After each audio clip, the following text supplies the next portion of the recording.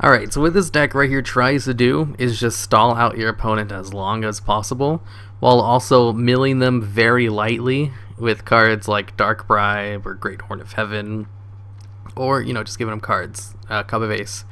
Destiny Hero Defender, Chainsaw Insect, stuff like that. That's why I run 60 cards in here, because it's a very slow milled deck. I need tons of stall, so I run, Triple Battle Fader, Swift Scarecrow, some Monster Destruction, all of the good Mirror Force cards.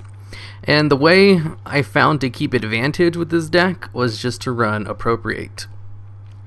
Since this card allows your opponent to draw cards a lot, all you need to do is just have them draw a card once outside of their draw phase, and you get to activate it. So you don't actually get to draw 2 on its first activation, which is kind of a pain in the ass, but every time they draw a card from thereafter, you get to draw 2 cards, and I get so much advantage off of Appropriate with this deck that I sometimes have to destroy it with Galaxy Cyclone, otherwise I'm in danger of milling myself to death, because I just draw so much from it. It's pretty great.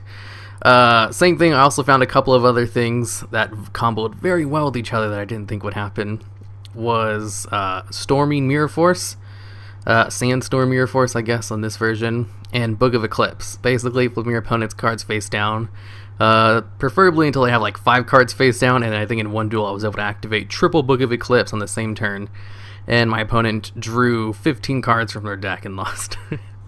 Which was great, since they were permanently on the field from Storm Mirror Force, and this flips up every card at the end of the turn, and you can use it multiple times during the end phase. Also, Fiendish Torture, or Fortune, sorry, the numbers are covering up that for me. In the top left-hand corner, there's these little numbers that show that I'm recording. It was covering up the F. It looked like a T to me. Anyways, this card right here, not very useful outside of this deck, but very useful in this deck. In that, once per turn during your standby phase, your opponent declares 1 card, either monster, spell, or trap. If they guess it correctly, they get to draw a card. If they don't, then they have to discard 1 random card from their hand. That they basically have like a 1 in 3 chance of having to either draw a card or discard, which is great for this deck because both of the effects benefit this deck. If they draw a card, you get to draw 2 off Appropriate. If they guess it wrong, they discard a card. It's a win-win situation. I probably should have ran more of those, actually. It was pretty fun.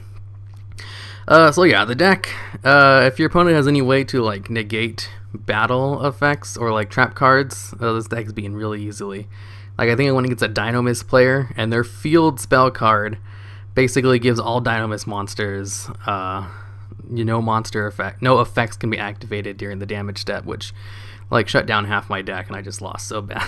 But basically everything else, I had so much stall and draw advantage, hand advantage, that I was able to win some very drawn-out duels. Also, the only reason I have the deck profile in Yu-Gi-Oh! Pro is because over on devpro, the deck edit feature is bugged like crazy. I can't even open up this deck over on devpro. I have all the duels played over in devpro because like the dueling stuff is fine. The deck edit feature is horribly bugged.